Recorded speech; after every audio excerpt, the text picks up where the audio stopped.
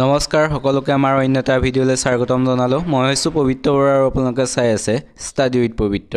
আমি আগৰ ভিডিঅ'ত আসাম হিষ্ট্ৰীৰ ওপৰত আলোচনা কৰি আছিলোঁ। আজি এইটো সেকেন্ড পাৰ্ট। আগৰ পাৰ্টটো যদি চোৱা নাই ডেসক্ৰিপচনত লিংক দিয়া থাকিব, সকলোৱে গৈ পেলাই চাব। যিসকলে আমাৰ চেনেলটো এতিয়াও সাবস্ক্ৰাইব কৰা নাই সেইসকলে চেনেলটো সাবস্ক্ৰাইব কৰি লাইক কৰি বন্ধু বান্ধৱীৰ সৈতে শ্বেয়াৰ কৰি দিব। তেন্তে বেছি দেৰি নকৰি আমি কুৱেশ্যনসমূহৰ মাজলৈ যাব বিচাৰিছোঁ। আজিৰ প্ৰথম কুৱেশ্যনটো সুধিছে হিউৱেনচাঙে কাৰ ৰাজত্বকালত অসম ভ্ৰমণ কৰিছিল। হিউৱেনচাঙে কাৰ ৰাজত্বকালত অসম ভ্ৰমণ কৰিছিল সুধিছে। ইয়াত যিকেইটা অপশ্যন দিছে সেইকেইটাৰ ভিতৰত শুদ্ধ উত্তৰটো হৈছে অপশ্যন ডি, ভাস্কৰ বৰ্মনৰ ৰাজত্বকালত। কুমাৰ ভাস্কৰ বৰ্মনৰ ৰাজত্বকালত হিউৱেনচাঙে অসম ভ্ৰমণ কৰিছিল। ভাস্কৰ বৰ্মন আছিল বৰ্মন বংশৰ আটাইতকৈ বিখ্যাত কামৰূপীয়া ৰজা। তেখেতে 594 খ্ৰীষ্টাব্দত সিংহাসনত আৰোহণ কৰিছিল আৰু হিউৱেনচাঙে ভাস্কৰ বৰ্মনক উত্তৰ পূৰ্বাঞ্চলৰ ৰজা বুলি উল্লেখ কৰিছিল। এইটো মনত ৰাখিব, এইটো কুৱেশ্যন অহা দেখা যায়, গতিকে সকলোৱে মনত ৰাখিব হিউৱেনচাঙে ভাস্কৰ বৰ্মনক উত্তৰ পূৰ্বাঞ্চলৰ ৰজা বুলি উল্লেখ কৰিছিল। লগতে মনত ৰাখিব 640 খ্ৰীষ্টাব্দত হিউৱেনচাঙে অসম ভ্ৰমণ কৰিছিল। কিমান চনত হিউৱেনচাঙে অসম ভ্ৰমণ কৰিছিল অহা দেখা যায় 640 খ্ৰীষ্টাব্দত ভাস্কৰ বৰ্মনৰ ৰাজত্বকালত হিউৱেনচাঙে অসম ভ্ৰমণ কৰিছিল। এতিয়া আহিছোঁ ইয়াৰ পিছৰ কুৱেশ্যনটোলৈ। ইয়াৰ পিছৰ কুৱেশ্যনটো সুধিছে বৰ্মন ৰাজবংশৰ অন্তিম ৰজা কোন আছিল। বৰ্মন ৰাজবংশৰ অন্তিম ৰজা কোন আছিল সুধিছে। ইয়াত যিকেইটাই অপশ্যন দিছে সেইকেইটাৰ ভিতৰত শুদ্ধ উত্তৰটো হৈছে অপশ্যন চি, ভাস্কৰ বৰ্মন। ভাস্কৰ বৰ্মন হৈছে বৰ্মন ৰাজবংশৰ অন্তিমজন ৰজা। বৰ্মন ৰাজবংশই 350 খ্ৰীষ্টাব্দৰ পৰা 650 খ্ৰীষ্টাব্দলৈ অসমত শাসন কৰিছিল। কেইবাগৰাকীও শাসক আছিল সেইসকলৰ পিছত পুষ্য বৰ্মন, সমুদ্ৰ বৰ্মন, বল বৰ্মন, কল্যাণ বৰ্মন, গণপতি বৰ্মন, মহেন্দ্ৰ বৰ্মন, নাৰায়ণ বৰ্মন, ভূতি বৰ্মন, চন্দ্ৰমুখ বৰ্মন, স্থিত বৰ্মন, সুস্থিত বৰ্মন, সুপ্ৰতিষ্ঠিত বৰ্মন আৰু শেষত ভাস্কৰ বৰ্মন। কেইবাগৰাকী ৰজাও বৰ্মন বংশ শাসন কৰিছিল আৰু ভাস্কৰ বৰ্মনে আছিল বৰ্মন বংশৰ শ্ৰেষ্ঠ ৰজা। শ্ৰেষ্ঠ ৰজা কোন অহা দেখা যায় বৰ্মন বংশৰ শ্ৰেষ্ঠ ৰজা হৈছে ভাস্কৰ বৰ্মন আৰু প্ৰতিষ্ঠিত ৰজা হৈছে পুষ্য বৰ্মন। পুষ্য বৰ্মনে বৰ্মন বংশ প্ৰতিষ্ঠা কৰিছিল আৰু শেষ ৰজা আছিল ভাস্কৰ বৰ্মন আৰু শ্ৰেষ্ঠ ৰজা আছিল ভাস্কৰ বৰ্মন। বহুত ইম্পৰ্টেণ্ট হয়, সকলোৱে মনত ৰাখিব।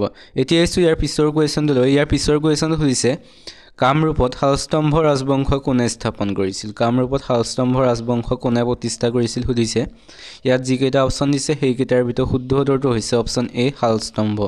শালস্তম্ভই কামৰূপত শালস্তম্ভ ৰাজবংশৰ প্ৰতিষ্ঠা কৰিছিল।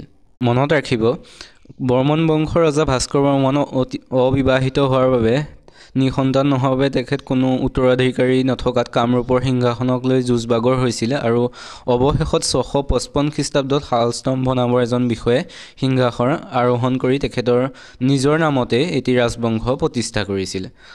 শালস্তম্ভ মানে কি জানিব বিচাৰিলে, শালস্তম্ভ মানে হ'ল শালখুটা, স্তম্ভ মানে হ'ল খুটা আৰু শালখুটাৰ দৰে শক্তিশালী। শালস্তম্ভ মানে হ'ল শালখুটাৰ দৰে শক্তিশালী। এতিয়া আহিছোঁ ইয়াৰ পিছৰ কুৱেশ্যনটোলৈ। পিছৰ কুৱেশ্যন সুধিছে শালস্তম্ভ ৰাজবংশৰ অন্তিম শাসক কোন আছিল। শালস্তম্ভ ৰাজবংশৰ অন্তিমজন শাসক কোন আছিল সুধিছে। ইয়াত যিকেইটা অপশ্যন দিছে সেইকেইটাৰ ভিতৰত শুদ্ধ উত্তৰটো হৈছে অপশ্যন বি, ত্যাগসিংহ। ত্যাগসিংহ হৈছে শালস্তম্ভ ৰাজবংশৰ শেষৰজন ৰজা। ত্যাগসিংহই আনুমানিক 970 খ্ৰীষ্টাব্দৰ পৰা 990 খ্ৰীষ্টাব্দলৈকে শাসন কৰিছিল। লগতে মনত ৰাখিব শালস্তম্ভ বংশৰ ৰাজধানী আছিল হাৰুপেশ্বৰ বা হাটপেশ্বৰত। হাটপেশ্বৰ বা হাৰুপেশ্বৰ বুলি কোৱা হয় শালস্তম্ভ ৰাজবংশৰ ৰাজধানী আছিল। এইটো ইম্পৰ্টেণ্ট হয়, সকলোৱে মনত ৰাখিব। এতিয়া আহিছোঁ ইয়াৰ পিছৰ কুৱেশ্যনটোলৈ। ইয়াৰ পিছৰ কুৱেশ্যন সুধিছে কামৰূপৰ পাল ৰাজবংশৰ প্ৰথম ৰজা কোন আছিল। কামৰূপৰ পাল ৰাজবংশৰ প্ৰথম ৰজা কোন আছিল সুধিছে। ইয়াত যিকেইটা অপশ্যন দিছে সেইকেইটাৰ ভিতৰত শুদ্ধ উত্তৰটো হৈছে অপশ্যন চি, ব্ৰহ্মপাল। ব্ৰহ্মপাল হৈছে কামৰূপৰ পাল ৰাজবংশৰ প্ৰথমজন ৰজা। খ্ৰীষ্টীয় 10ম শতিকাৰ শেষ ভাগৰ পৰা 13শ শতিকাৰ প্ৰথম ভাগলৈকে কামৰূপত পাল ৰাজবংশই ৰাজত্ব কৰিছিল আৰু ইয়াৰ পূৰ্বে কামৰূপ শাসন কৰা শালস্তম্ভ বংশৰ ৰজা ত্যাগসিংহ অপুত্ৰ হোৱাৰ বাবে সেই বংশৰে ব্ৰহ্মপালে কামৰূপৰ ৰজা হয় আৰু পাল ৰাজবংশৰ তেখেতে পাতনি মেলিছিল। এতিয়া আহিছোঁ ইয়াৰ পিছৰ কুৱেশ্যনটোলৈ। ইয়াৰ পিছৰ কুৱেশ্যনটো সুধিছে পাল ৰাজবংশৰ অন্তিম শাসক কোন আছিল। পাল ৰাজবংশৰ অন্তিমজন শাসক কোন আছিল সুধিছে। ইয়াত যিকেইটা অপশ্যন দিছে সেইকেইটাৰ ভিতৰত শুদ্ধ উত্তৰটো হৈছে অপশ্যন বি, জয়পাল। জয়পাল হৈছে পাল ৰাজবংশৰ অন্তিম তথা শেষ ৰজা। লগতে মনত ৰাখিব পাল ৰাজবংশৰ ৰাজধানী আছিল দুৰ্জয়া। দুৰ্জয়া আছিল পাল ৰাজবংশৰ ৰাজধানী। এতিয়া আহিছোঁ ইয়াৰ পিছৰ কুৱেশ্যনটোলৈ। ইয়াৰ পিছৰ কুৱেশ্যনটো সুধিছে অসমৰ প্ৰথম মুছলমান আক্ৰমণকাৰী কোন আছিল।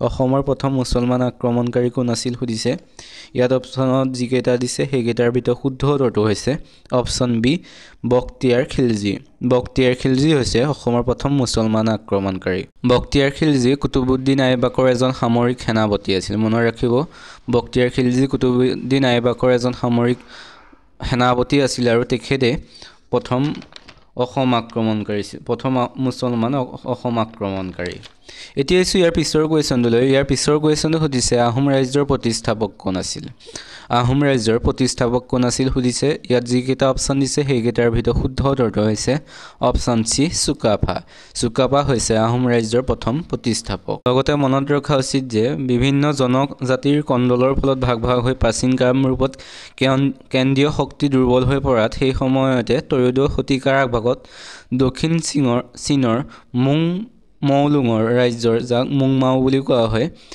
ৰাজকোঁৱৰ চুকাফাই 1228 চনত পাটকাই পৰ্বত পাৰ হৈ 1229 চনত নিজকে ৰজা পাতিছিল এইটো মনত ৰাখিব কিমান চনত পাটকাই পৰ্বত পাৰ হৈ আহিছিল হোৱা দেখা যায় 1228 চনত আহি তেখেতে নিজকে ৰজা পাতিছিল এতিয়া আছো ইয়াৰ পিছৰ কুৱেশ্যনটোলৈ ইয়াৰ পিছৰ কুৱেশ্যনটো সুধিছে আহোমসকলে কোন চনত ব্ৰহ্মপুত্ৰ উপত্যকাত প্ৰৱেশ কৰিছিল আহোমসকলে কোন চনত ব্ৰহ্মপুত্ৰ উপত্যকাত প্ৰৱেশ কৰিছিল সুধিছে এইটো আমি আগত আলোচনা কৰিছিলোঁ গতিকে ইয়াৰ অপশ্যনত যিকেইটা দিছে সেইকেইটাৰ ভিতৰত শুদ্ধ উত্তৰটো হৈছে অপশ্যন চি 1228 খ্ৰীষ্টাব্দ 1228 খ্ৰীষ্টাব্দত আহোমসকলে ব্ৰহ্মপুত্ৰ উপত্যকাত প্ৰৱেশ কৰিছিল আহোমসকলে ব্ৰহ্মপুত্ৰ উপত্যকাত প্ৰৱেশ কৰোঁতে তেওঁলোকৰ লগত কেইবাজনো পাৰিষদ প্ৰায় 9000 মুনি তিৰোতা ল'ৰা ছোৱালী আৰু ভালেমান অস্ত্ৰ শস্ত্ৰ লগত লৈ আহিছিল বুলি জনা যায় এতিয়া আছো ইয়াৰ পিছৰ কুৱেশ্যনটোলৈ ইয়াৰ পিছৰ কুৱেশ্যনটো সুধিছে অসমত বুৰঞ্জী লিখা প্ৰথা কোনে প্ৰৱৰ্তন কৰিছিল অসমত বুৰঞ্জী লিখা প্ৰথাটো কোনে প্ৰৱৰ্তন কৰিছিল সুধিছে ইয়াত যিকেইটা অপশ্যন দিছে সেইকেইটাৰ ভিতৰত শুদ্ধ উত্তৰটো হৈছে অপশ্যন